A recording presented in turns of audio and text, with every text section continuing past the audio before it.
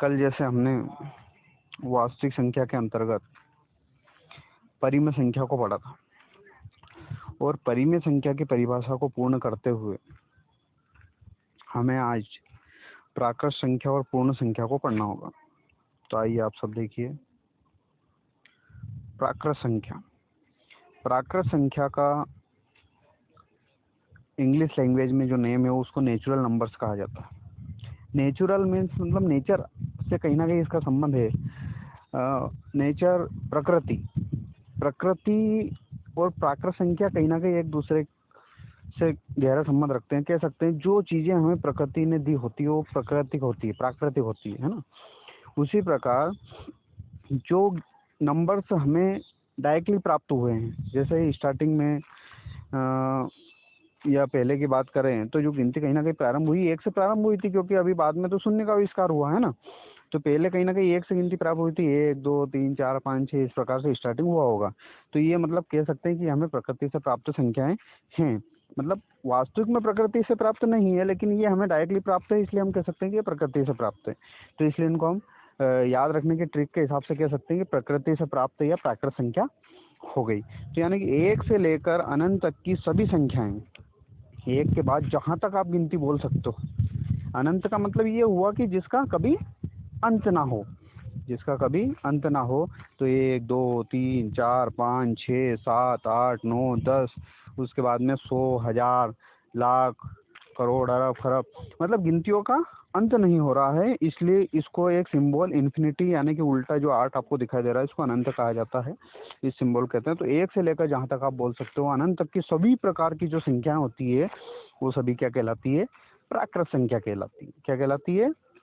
प्राकृत संख्या। अब प्राकृत संख्या के बाद में आती है पूर्ण संख्या। जो ये प्राकृत संख्या थी ये 1 से स्टार्ट थी। अब चूंकि 1 से स्टार्ट थी तो अब हम ये नहीं कह सकते कि इसमें 10 आया होगा कि नहीं आया होगा, 20 आया होगा कि नहीं आया होगा, हमें नहीं पता। लेकिन हम ये कह सकते हैं कि 1 से जो संख्या सारी स्टार्ट थी तो उसके बाद में क्या हुआ कि शून्य का आविष्कार हुआ, और शून्य का आविष्कार हुआ तो उस शून्य को इन प्राकृत संख्याओं के समूह में, संग्रह में रख दिया गया। तो अब शून्य इनके साथ आ गया।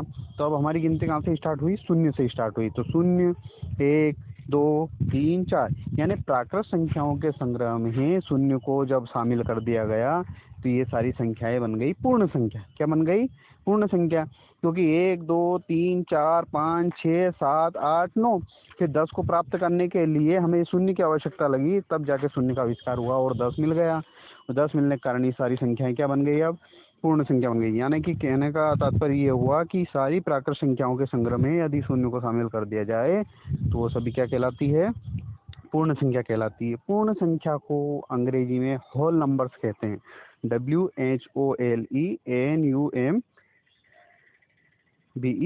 होल नंबर्स कहते हैं। यानी कहने का तात्पर्य ये हुआ कि पूर्ण संख्या यदि प्राकृत संख्याओं के संग्रह में शून्य को शामिल कर दिया जाए तो वह पूर्ण संख्या कहलाती है। उदाहरण का मतलब ये हुआ कि ये कौन कौन सी है? 0 1 2 3 4 या डेड का मतलब ये हुआ जहाँ तक आप गिनती बोल सकते हो। कहाँ तक जाएगी? ये सारी अनंत तक जाएगी। तो सभी आप समझ चुके होंगे कि प्राकृत संख्या क्या होती है और पूर्ण संख्या क्या होती है। अब इसके बाद हम पढ़ेंगे अगले वीडियो में पूर्णांक। क्या पढ़ेंगे? पूर्णांक, जिन्हें इंटीजर्स कहा जाता है। ठीक है। अगर आपको प्राकृत संख्या आती है और पूर्ण संख्या आती है तो आप पूर्णांक बहुत अच्छे से समझ सकते हैं। और अगर आप पूर्णांक समझ गए तो समझ लीजिए कि आप परिमेय संख्या समझ जाएंगे और अपरिमेय संख्या समझ जाएंगे। और जब आप परिमेय और अपरिमेय को समझ जाओगे तो कहीं ना कहीं वास्तविक संख्या आपको प्राप्त हो जाएगी। यानी कुल मिलाकर हमें वास्तविक संख्या जो चैप्टर का नाम है उसको अच्छे से डिफाइन करने के लिए परिमेय संख्या और अपरिमेय संख्या को पढ़ना पड़ेगा। और परिमेय संख्या के अंतर्गत हमें प्राकृत संख्या, पूर्ण संख्या और पूर्णांक को पढ़ना पड़ेगा, तब जाके हम परिमेय संख्या की परिभाषा को अच्छे से डिफाइन कर पाएंगे। तो कल हमने पढ़ लिया था, आपको पता है कि वास्तविक संख्या वे सभी संख्याएं जिनमें परिमेय और अपरिमेय संख्या का संग्रह होता है।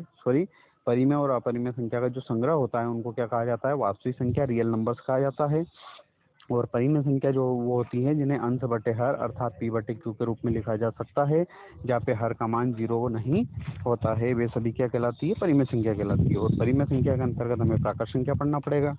पूर्ण संख्या जो हम पढ़ चुके हैं, प्राकृत भी पढ़ चुके हैं, कल हम पूर्णांक पढ़ेंगे। धन्यवाद।